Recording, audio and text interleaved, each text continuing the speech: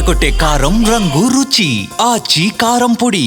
Gig workers అంటే మనందరికీ కూడా తెలిసిందే. గిగ్ వర్కర్స్కి సంబంధించి ఎన్నో వార్తల్ని కూడా బిగ్ టీవీ చూపించడం జరిగింది. అయితే గిగ్ వర్కర్స్ పడుతున్న బాధలు అంటే ర్యాపిడో, జొమాటో, రూబర్ ఇలా వీళ్ళందరూ కూడా పడుతున్న బాధలు ఏవైతే ఉన్నాయో వాటన్నిటిని గుర్తించి కేంద్రం దాకా తీసుకెళ్లిన గిగ్ స్థాపకుడు ఇప్పుడు మనతో పాటు ఉన్నారు. ఒకసారి వారితో మాట్లాడదాం.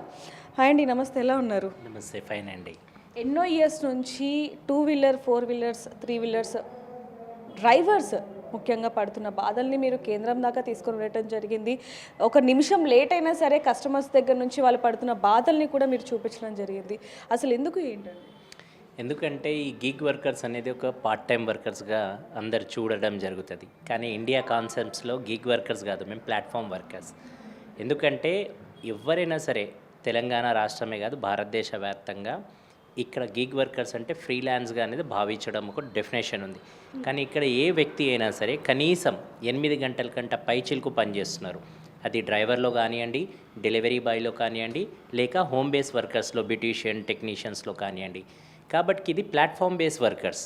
ఓకే, గిగ్ వర్కర్స్ అనేది కేంద్రంలో చట్టంలో రావడం జరిగింది, కోడ్ ఆన్ సోషల్ సెక్యూరిటీలో. కాబట్టి గిగ్ అండ్ ప్లాట్ఫామ్ వర్కర్ అనేది చట్టభద్రతలో ఆ పేరు రావడం జరిగింది. కానీ ఎవ్వరు కూడా వర్కర్స్ ఇది పార్ట్ టైంగా భావించారు. ఎందుకంటే ఎన్నో రిపోర్ట్లలో మనకి ఒక ఎగ్జాంపుల్ సెట్ అయ్యి ఉంది. కనీసం 8 గంటల కంటే పై చిలికే కానీ తగ్గినది లేదు. ఒక్కొక్క దాంట్లో గిగ్ వర్కర్స్ 18 గంటల నుంచి 16 గంటలు, 24 గంటలు చేసిన వాళ్ళు కూడా ఇప్పుడు ఉన్నారు. కాబట్టి వీళ్ళకి గిగ్ అన్నదానికి లేదు, వీరు ప్లాట్ఫామ్ బేస్ వర్కర్స్ అన్నదానికి ఉంటుంది.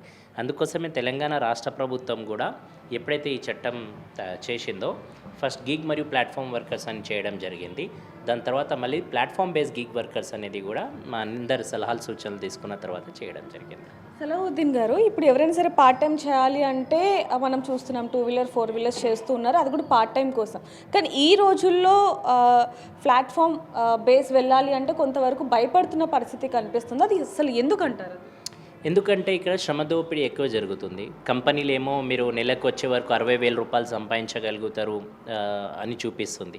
అంటే ఇప్పుడు ఎగ్జాంపుల్ స్విగ్గీయే చూసుకోండి, జెప్టోనే తీసుకోండి. 60,000 రూపాయలు మీరు సంపాదించని అనగానే ఒక ఐటీ సాఫ్ట్వేర్ కూడా కావచ్చు, లేకపోతే ఇతరులు కావచ్చు, 60,000 సంపాదిస్తామా ఈ ప్లాట్ఫామ్ పైన అనేది షిఫ్ట్ కావడం జరుగుతుంది. అంటే చదువుకొని కూడా తను చదువుకి కూడా పక్కన పెట్టి ఈ గాలంలో, ఈ టార్చర్, ఈ వలలో పడుతుండన్నట్టు. ఈ వలలో ఒక్కసారి దిగిన తర్వాత ఒక్కసారి పని చేయడం స్టార్ట్ చేస్తే అది సాధ్యం కాదు అని తెలిసిపోయిన తర్వాత మళ్ళీ బ్యాక్ వెళ్తే ఆ ఆపర్చునిటీ అనేది కోల్పోవడం జరుగుతుంది. ఇది ఎన్నోసార్లు చెప్పడం జరిగింది. ఇంతకుముందు మీరు భారతదేశంలో హైదరాబాద్ మహానగరంలో కూడా ఓలా, ఊబర్ వచ్చినప్పుడు మీరు చూసిండొచ్చు. 1,00,000 రూపాయల వరకు సంపాదించవచ్చు అని పెద్ద పెద్ద మెట్రోకి హోర్డింగ్స్ అవన్నీ పెట్టారు, బస్ స్టాప్స్కి, మెట్రోస్. ఇప్పుడు 20,000, 30,000 కూడా సంపాదన లేదు వాళ్ళది. అంటే రోజుకి ఎంత దిగజారిపోయింది అనేది చూడండి. అంటే కంపెనీలు ఇచ్చే వాగ్దానాలు కూడా కంపెనీ ఫుల్ఫిల్ చేయలేని పరిస్థితుల్లో ఉన్నాయి. దీనిపైననే చట్టం రావాలి. చట్టంతో పాటు వాళ్ళకి సోషల్ సెక్యూరిటీ రావాలి. సోషల్ సెక్యూరిటీతో పాటు వాళ్ళకి ఒక వేజ్ ఎన్ష్యూర్ అనేది కావాలనేది ప్రధానంగా 3 డిమాండ్లతో ప్రభుత్వం ముందు పెట్టడం జరిగింది. కేంద్రంలో కావచ్చు, రాష్ట్రంలో కావచ్చు. కేంద్ర ప్రభుత్వం ఏదైతే ఇప్పుడు తీసుకొచ్చిందో కోడ్ ఆన్ సోషల్ సెక్యూరిటీలో వాళ్ళకి కేవలం సోషల్ సెక్యూరిటీ స్కీమ్స్ అందించడం జరుగుతుంది. అంటే ESI, PF, health, maternity, pension లాంటి స్కీమ్స్ అందించడం జరుగుతుంది. కానీ రాష్ట్ర ప్రభుత్వం ఏదైతే ఉందో చట్టం తయారు చేయడం జరిగింది. చట్టంలో చట్ట భద్రత ఇచ్చింది. ఏ అగ్రిగేటర్ కంపెనీ అయినా సరే ఈ చట్ట భద్రతలో వచ్చి పనిచేయడం జరుగుతుంది. అంటే ఇక్కడ ఎగ్జాంపుల్ ఒక డెలివరీ బాయ్ కావచ్చు, ఒక డ్రైవర్ కావచ్చు, ఒక హోమ్ బేస్ వర్కర్ కావచ్చు, వీరు ఎప్పుడైనా ఐడీలు బ్లాక్ చేస్తే ఏదైనా చెప్పాలంటే వాళ్ళకి గ్రేవియన్స్ లేకపోయేది ఉండే. ఇప్పుడు ఇక్కడ గ్రేవియన్స్ తయారైపోయింది. ఇది మీరు నేరుగా వెళ్ళి మీరు అఫీషియల్గా లేబర్ డిపార్ట్మెంట్కి అప్రోచ్ కావచ్చు. ఇంతకుముందు మీకు ఏ డిపార్ట్మెంట్ అంటే ఐటీ డిపార్ట్మెంటా, లేబరా, ట్రాన్స్పోర్టా లేకపోయేది. ఇప్పుడు కనీసం ఒక కొలిక్కి వచ్చింది, మా డిపార్ట్మెంట్ లేబర్, మా సమస్యలు ఎక్కడైనా పరిష్కారం జరగాలంటే లేబర్ డిపార్ట్మెంట్. నేను ఎన్ని గంటలు పనిచేస్తున్నా, నా డేటా ట్రాన్స్పరెన్సీ కావాలంటే లేబర్ డిపార్ట్మెంట్ పోయి అడగవచ్చు. ప్లాట్ఫామ్ నా ఐడి బ్లాక్ చేసింది అనుకుంటే వెళ్ళి నేను లేబర్ డిపార్ట్మెంట్లో ఇప్పుడు నా ప్రాబ్లం పెట్టుకోవచ్చు. అంతేకాకుండా తెలంగాణలో ఇంకొకటి ట్రైపార్టెడ్ వెల్ఫేర్ బోర్డు కూడా ఉంది. దీనిపైన ఒక వెల్ఫేర్ బోర్డు తయారవుతుంది. ఆ వెల్ఫేర్ బోర్డులో అగ్రిగేటర్ కంపెనీస్ ఉంటాయి, ప్రభుత్వం ఉంటుంది, యూనియన్ ఉంటుంది. ఈ కూర్చొని 3 ట్రైపార్టెడ్గా డిసిజన్ తీసుకొని వాళ్ళ వెల్ఫేర్ కోసం కావచ్చు, లేకపోతే వాళ్ళ సోషల్ సెక్యూరిటీ స్కీమ్స్ కోసం కావచ్చు, ఇవన్నీ డిజైన్ చేయడానికి కోసం అవకాశం ఉంది. ఈ ప్లాట్ఫామ్ వర్కర్స్కి చాలా మంది కూడా ఒక యూనియన్ ఉంది వాళ్ళ కోసం అనేది ఇప్పటి వరకు కూడా తెలియని పరిస్థితి కనిపిస్తుంది. ఏదైనా ఇష్యూ జరిగినా లేకపోతే ఆ సంస్థకి సంబంధించి ఏదైనా ఇబ్బందులు ఉన్నా, ఎక్కువ ఛార్జెస్ పెంచినా లేకపోతే కొంచెం ఇబ్బంది చేసినా ఎక్కడికి వెళ్ళాలి, ఎవరికి కంప్లైంట్ ఇవ్వాలనేది కూడా తెలియని పరిస్థితి కనిపిస్తుంది. వాళ్ళకి సంబంధించి మీరు ఏం చెప్తారు? ఈ మధ్యకాలంలో ఇప్పుడిప్పుడు యూనియన్స్ చాలా యాక్టివ్గా ప్రోయాక్టివ్గా పనిచేస్తున్నాయి. మన తెలంగాణలో Telangana gig and platform workers union ఉంది. నేను దానికి ఫౌండర్ స్టేట్ ప్రెసిడెంట్ని. ఈ మధ్యకాలంలో మీరు చూసుకుంటే మేము కూడా రీచ్ కావడానికి ప్రయత్నం చేస్తున్నాం. కానీ ఇదంతా డిజిటల్ వర్క్, అంటే మూవింగ్ ఆన్ ద ఎర్త్. ఈ ప్రతి ఒక్క డ్రైవర్ కావచ్చు, డెలివరీ బాయ్ కావచ్చు, అర్బన్ కంపెనీ వర్కర్ కావచ్చు, ఒక జాగాలో ఉండరు. వీళ్ళకి వెళ్ళి చెప్పి యూనియన్లో జాయిన్ చేయాలంటే. కాబట్టి వీళ్ళ వరకు రీచ్ కావాలంటే కూడా యూనియన్కి ఒక అడ్డుకట్ట ఉంది. వాళ్ళు కూడా మా దాకా రీచ్ కావాలంటే కూడా ఒక గ్యాప్ ఉంది. ఆ గ్యాప్కి దూరం చేయడానికోసమే ఇండియాలోనే first time Telangana gig and platform workers union వాళ్ళ కోసం డిజిటల్ యూనియన్ మెంబర్షిప్ కార్డ్ తయారు చేయడం జరిగింది. వాళ్ళు ఎక్కడి నుంచి అయినా సరే వాళ్ళకి యూనియన్ గురించి తెలియంగానే వాళ్ళు యూనియన్కి నేరుగా రుసుము కట్టి వాళ్ళు మెంబర్షిప్ తీసుకొని వాళ్ళకి ఈమెయిల్ ద్వారా వాళ్ళు మెంబర్షిప్ పొందవచ్చు. అంటే ఒక డిజిటలైజేషన్లో ఎట్లయితే పోరాటం ఒక కంపెనీస్ డిజిటల్గా నడుస్తుందో, పోరాటే హక్కుల యూనియన్స్ కూడా డిజిటలైజేషన్కి ట్రాన్స్ఫర్ కావడానికి కోసం అవకాశం చేసినాం అన్నట్టు. ప్రభుత్వం కావచ్చు లేకపోతే కేంద్రం కావచ్చు వాళ్ళ కోసం ఎన్నో బెనిఫిట్స్ని ఇస్తున్నప్పటికీ కూడా వాళ్ళ దాకా ఇంక ఈ వార్తలు కూడా వెళ్ళట్లేదు. అంటే ఇప్పుడు ఎవరైతే ఈ పార్ట్ టైం జాబ్గా చేస్తున్నారో ప్లాట్ఫామ్ ఫర్ వర్కర్స్ ఎవరైతే ఉన్నారో వాళ్ళకి అసలు ఈ విషయాలు కూడా తెలుసుకోకుండా కేవలం డబ్బు సంపాదిస్తున్నామా పార్ట్ టైంగా, ఆ డబ్బు మనకు వస్తుందా లేదా అని ఆలోచిస్తున్నారే తప్ప ఆ వెనకాల ఎన్ని బెనిఫిట్స్ ఉన్నాయనేది వాళ్ళు తెలుసుకోలేకపోతున్నారు. దానికి సంబంధించి ఏం చెప్తారు? దీనికి ప్రాబ్లం గ్యాప్ చాలా ఉంది. కేంద్ర ప్రభుత్వం కావచ్చు, రాష్ట్ర ప్రభుత్వం కావచ్చు, యాజ్ ఎ యూనియన్స్ కూడా మేము కూడా కావచ్చు, జనాల మధ్యలో కావాల్సిన వరకు తీసుకువెళ్ళే దాంట్లో ఫెయిల్ అవుతున్నాం. ఎందుకు అంటే ప్రభుత్వం ఒకసారి ఒక చట్టం రూపొందించితే ఆ చట్టం జనాల మధ్యలో తీసుకుపోయే బాధ్యత ప్రభుత్వంది, అధికారులది, దాంతోపాటు యూనియన్స్ది. ఏదైతే గ్యాప్ ఉందో ఆ గ్యాప్ ఎందుకు ఏర్పాటు పడుతుంది అంటే ఈ ప్లాట్ఫామ్లో ఎవరు కూడా ఎక్కువ టైంలో ప్లాట్ఫామ్లో పని చేయరు. ఈ ప్లాట్ఫామ్లో ఒక 2 గంటలు 3 గంటలు ఈ ప్లాట్ఫామ్లో అంటే ఓలాలో పనిచేస్తారు, మళ్ళీ ఊబర్లో పనిచేస్తారు, మళ్ళీ ర్యాపిడోలో పనిచేస్తారు. అలాగే ఒకే వ్యక్తి ఇలా వేరే వేరే ప్లాట్ఫామ్లో చేయొచ్చు అంటారా? అసలు చేయొచ్చు. దానికోసమే మనం యూనిక్ ఐడి కూడా తీసుకురావడం జరిగింది. ఆయన ఏ ప్లాట్ఫామ్ పైన చేసినా కూడా ఈ శ్రమ్ ద్వారా ఆ ప్లాట్ఫామ్ మర్జ్ అయిపోతుంది. అంటే ఆయనకు రావాల్సిన హక్కులు బెనిఫిట్ కూడా ఈ శ్రమ్ ద్వారా ఒకటే యూనిక్ ఐడి ద్వారా భారతదేశ వ్యాప్తంగా ఆ ఐడి చెందే విధంగా ప్లాన్ చేసినాం అన్నట్టు. అది ఎగ్జాంపుల్ తెలంగాణ నుంచి మైగ్రెంట్ అయిపోయి మహారాష్ట్ర పోయింది అనుకోండి, కర్ణాటక పోయింది అనుకోండి, అక్కడ జరగరాంది ఏదైనా జరిగితే కూడా ఆ కార్డ్ అక్కడ కూడా వ్యాలిడ్ ఉండేటట్టుగా ప్లాన్ చేయడం జరిగింది. రానున్న ఒక 20 ఏళ్ళు 10 ఏళ్ళు దృష్టిలో పెట్టుకొని ఈ శ్రమ్లో కూడా గిగ్ మరియు ప్లాట్ఫామ్ వర్కర్లకు చేరేయడం జరిగింది. దానివల్ల ఏదైనా జరగరాంది సంఘటన జరిగితే ఇప్పుడు గవర్నమెంట్ నుంచి, స్టేట్ గవర్నమెంట్ నుంచి కావచ్చు లేకపోతే సెంట్రల్ గవర్నమెంట్ నుంచి కావచ్చు వచ్చే బెనిఫిట్స్ అన్నీ వయాటు ఈ శ్రమ్ ద్వారానే రానున్నాయి.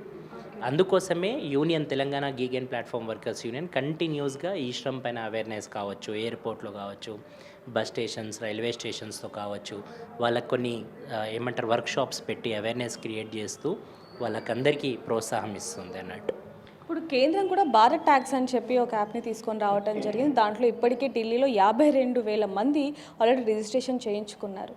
అయితే దానివల్ల చాలా వరకు బెనిఫిట్స్ ఉన్నాయని చెప్పొచ్చు. ఆ యాప్కి సంబంధించి మీ అభిప్రాయం ఏంటి?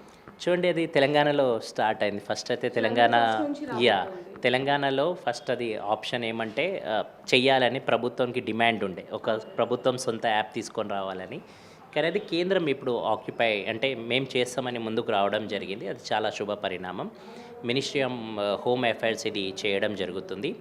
ఇది సహకారిత ఒక అంటే కోఆపరేటివ్ మోడల్లో తీసుకొచ్చి ఆ కోఆపరేటివ్ మోడల్లో ఈ సహకారిత భారత్ ట్యాక్సీ యాప్ తీసుకురావడం జరిగింది. ఈ యాప్ ఇప్పుడు 2 రాష్ట్రాల్లో పైలట్ ఉంది. ఒకటి ఢిల్లీ, రెండోది గుజరాత్. ఈ 2 రాష్ట్రాల్లో ఈ నెల 31 తర్వాత ఫస్ట్ నుంచి అవైలబుల్ ఉంటుంది. దాని తర్వాత ఆ ఫ్లెక్సిబిలిటీ చూసి వేరే రాష్ట్రాలకు కూడా దానికి విస్తూరం చేయడానికోసం అవకాశం ఉంది. అది ఫెయిల్యూరా సక్సెస్సా అనే చెప్పేదానికంటే ముందు కొద్ది వేచి చూడడం బెటర్. ఎందుకంటే అగ్రిగేటర్ కంపెనీస్ ఏవైతే ఉన్నాయో ఓలా, ఊబర్, ర్యాపిడో చాలా బలంగా ఉన్నాయి అన్నట్టు. అంటే వాళ్ళ దగ్గర ధనబలం ఎక్కువ ఉంది. ఎప్పుడైనా కస్టమర్స్కి కావచ్చు, వర్కర్స్కి కావచ్చు, ఆ ప్లాట్ఫామ్ పైన రాదాని కోసం మోడల్ వాళ్ళ దగ్గర రెడీ ఉంది. కానీ అలాంటిది మా దగ్గర భారత్ ట్యాక్సీలో లేదు. ఎందుకంటే ఇది కోఆపరేటివ్ కాబట్టి మేమే నడిపించుకోవాలి.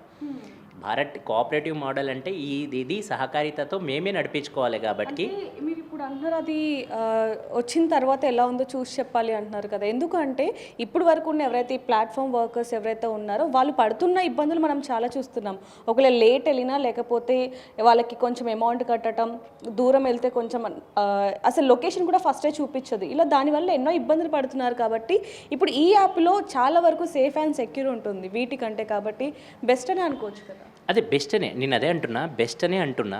కానీ ఎక్కడి వరకు సక్సెస్ లేయర్ అనేది మాత్రం ఆఫ్టర్ సెకండ్ హాఫ్లో చెప్పవచ్చు. ఎందుకంటే ఈ 2 రాష్ట్రాల్లో పైలట్ అయిపోయిన తర్వాత వేరే రాష్ట్రాల్లో విస్తూరంగా జరుగుతుంది కాబట్టి. ఎందుకంటే ఈ మాట ఎందుకు చెప్తున్నా అంటే అది సక్సెస్ కాదు అని కాదు, సక్సెస్ చేయడానికోసం ముందంచెలుగా మేమే ఉన్నాం యాజ్ ఎ డ్రైవర్స్గా. కస్టమర్స్గా కూడా ఉన్నారు. కానీ ఆ ప్లాట్ఫామ్లో డ్రైవర్స్ కస్టమర్ ఇద్దరు కలవాలి. ఓకే, ఈ ఇద్దరి మధ్యలో ఒక గోడ ఉంది, అది అగ్రిగేటర్స్ ఉన్నది. అగ్రిగేటర్స్ ఎప్పుడు ఏదైనా చేయొచ్చు, ఎందుకంటే వాళ్ళ దగ్గర ధనబలం ఉంది కాబట్టి, వాళ్ళ దగ్గర సాఫ్ట్వేర్ టెక్నాలజీ ఉంది కాబట్టి ఎప్పుడైనా మార్చొచ్చు. కానీ భారత్ ట్యాక్సీలో మేము ప్రభుత్వంతో కొట్లాడి ఇంట్లో తీసుకొచ్చిన భాగ్యం ఏంటిదంటే, మంచి పాయింట్ ఏంటిదంటే, చాలా రాష్ట్రాల్లో మాకు గిట్టుబాటు ధర లేదు అనేది పెద్ద సవాల్గా మారింది. కానీ ఇప్పుడు అది ఒక రాష్ట్ర ప్రభుత్వమే అక్కడ ఉన్న రేట్స్ అనేది ఫిక్స్ చేయడం జరుగుతుంది భారత్ ట్యాక్సీలో. ఆ అనుకూలంగా ఆ రాష్ట్రం రేట్సే రాష్ట్ర ప్రభుత్వం కూడా డిసైడ్ చేసిన రేట్లే ఆ భారత్ ట్యాక్సీలో రానున్నాయి. ఇప్పటి వరకు ఉన్న అంచనాల ప్రకారంగా ఇప్పటి వరకు మేము కేంద్రంతో బ్యాక్ టు బ్యాక్ ఇన్లో టచ్లో ఉన్నాము. ప్రతి సంప్రదాయంలో ప్రతి దాంట్లో కూడా మేము వాళ్ళకి అడ్వైజ్ చేయడం, వాళ్ళు కూడా మాతోని సంప్రదించడం జరుగుతుంది. ఇవన్నిట్లో ఈ ప్రాసెస్ నడుస్తుంది. కాబట్టి ఒక్కసారి కిక్ స్టార్ట్ అయిన తర్వాత దాని రిజల్ట్స్ ఏ విధంగా ఉంటాయి అనేది వేచి చూడాలి. ఎందుకంటే ర్యాపిడో లాంటి కంపెనీలు ఓలా, ర్యాపిడో ముఖ్యంగా మీరు చూస్తే దానికి ఎట్లా ఆపేయాలి అనే పంతం స్టార్ట్ చేసినాయి. ఓకే, ఇన్సెంటివ్స్తో మళ్ళీ కొత్త విధానాలతో వస్తున్నాయి. కానీ అలా ఏమంటారు, ఆ గాలంలో మళ్ళీ మా డ్రైవర్లు పడకుండా ఈ భారత్ ట్యాక్సీ యాప్కి కొద్దిగా బలం చేర్చుకుంటే దీనికంటే మంచిది ఉండదు అనేది నా నమ్మక విశ్వాసం. కానీ ఈ ప్లాట్ఫామ్ పైన 2 విధాలుగా, అటు కస్టమర్స్ కూడా ఉండాలి, ఇటు డ్రైవర్స్ కూడా ఉండాలి. అప్పుడు దానికి సఫలం వైపు ఎక్కువ స్పీడ్గా దూసుకెళ్ళడానికి అవకాశం ఉన్నది. ఇప్పుడు ఏదైతే మనం డ్రైవర్స్ గురించి మాట్లాడుకుంటున్నామో వాళ్ళు ఇందాక మనం మాట్లాడుకున్నట్టుగా ఎన్నో ప్రాబ్లమ్ ఫేస్ చేస్తున్నారు. వాళ్ళు మీ దాకా చేరుకొని వాళ్ళ సమస్యలను తీర్చుకోవాలి అంటే ఏం చెప్తారు? Simple, very simple. సమస్యలు ప్రతి జాగాలో ఉన్నాయి. సమస్యలకి పరిష్కారం అనేది ఒక ఆర్గనైజేషన్, ఒక యూనియన్ వల్ల అవి అన్నీ సహకారం అవుతుంది. యూనియన్ ఏంటిదంటే వర్కర్స్ వాయిస్ లేపడం, వాళ్ళకున్న ఇబ్బందులు, వాళ్ళకున్న సమస్యలకి ప్రభుత్వం దృష్టికి కావచ్చు, కంపెనీల దృష్టికి కావచ్చు తీసుకువెళ్ళి మధ్యవర్తిగా చేసి దానికి ఆ ప్రాబ్లంకి సాల్వ్ చేసి వర్కర్ సైడ్ నిలబడ దానికోసమే యూనియన్స్ తయారు చేయడం జరుగుతుంది. ఈ unions Telangana gig and platform workers union భారతదేశంలోనే తెలంగాణనే మొదటి యూనియన్. ఇది గిగ్ మరియు ప్లాట్ఫామ్ వర్కర్లకే, కేవలం యాప్ ఆధారితంగా పనిచేసే వర్కర్ల కోసమే ఇది ముందు దృష్టిగా 2 ఏళ్ల ముందే ఇది తయారు చేయడం జరిగింది. అంటే ఇది వాళ్ళ కోసమే, వాళ్ళ వెల్ఫేర్ కోసమే ఆలోచించి చేయడం జరిగింది. అలాగే Indian federation of app based transport workers కూడా 2019లోనే తయారు చేయడం జరిగింది. అది భారతదేశ వ్యాప్తంగా, అది కూడా యాప్ ఆధారితంగా పనిచేసేటోళ్ళందరూ కూడా దానిలో వస్తారన్నట్టు. ఇవి ప్రధానంగా ఇప్పుడైతే ఈ 2 యూనియన్స్ భారీ ఎత్తుగా పనిచేయడం జరుగుతుంది. అది కేంద్రంలో అటు సెంట్రల్గా ఇటు స్టేట్ వైజ్గా, కాబట్టి పని జరుగుతుంది. ఇప్పుడు ఇంకా నేను కోరేది ఏంటిదంటే చాలా ట్రేడ్ యూనియన్స్ కూడా దీనికి ముందుకు వచ్చి ఆక్యుపై చేసుకొని వాళ్ళు కూడా దీనికి చేయడం అనేది శుభ పరిణామం. ఈ మధ్యకాలంలో కూడా చాలా వేరే ట్రేడ్ యూనియన్స్ మిత్రులు కూడా గిగ్ మరియు ప్లాట్ఫామ్ వర్కర్లకి ఆర్గనైజ్ చేయడం స్టార్ట్ చేసినారు. ఇప్పుడు మాకు ఎందుకంటే ఇది రెస్పాన్సిబిలిటీ అందరిది, ఒక టీజీపీడబ్ల్యూ, ఒక షేక్ సలావుద్దీన్తో కాదు, వాళ్ళందరూ కూడా భాగ్యస్వాములు కావాలి. కాబట్టి ఇప్పుడు వీళ్ళందరికీ ఆర్గనైజ్ చేయడం కూడా స్టార్ట్ చేయడం జరిగింది. మేబీ తొందరగా వీళ్ళకి అందరికీ అప్రోచ్ కావడం జరిగితే వాళ్ళకి రావాల్సిన బెనిఫిట్స్ మనం అందరం అన్ని ఆర్గనైజేషన్స్ ఇప్పించగలిగితే, యూనియన్స్ ఇప్పించగలిగితే వాళ్ళ హక్కులకి వాళ్ళ కరెక్ట్ రైట్స్ చేసిన వాళ్ళ దాంట్లో మనం నిలబడగలుగుతాం. సో చూస్తున్నాం కదా, గిగ్ అండ్ ప్లాట్ఫామ్ యూనియన్ ఏదైతే ఉందో వాళ్ళు ప్రతి ఒక్క డ్రైవర్ కోసం ఎంత అయితే అంత వాళ్ళు ముందుకు వెళ్ళడానికి కూడా రెడీగా ఉన్నారు. కేంద్రంతో కూడా మాట్లాడుతున్న పరిస్థితిని కూడా మనం చూస్తున్నాం. మరి మీకు ఎలాంటి సందేహాలు ఉన్నా కూడా వీళ్ళని అప్రోచ్ అవ్వచ్చు. మరిన్ని వార్తల కోసం చూస్తున్నానండి బిగ్ టీవీ. కెమెరామెన్ నరసింహతో రిపోర్టర్ దేవిక అంబర్పేట్.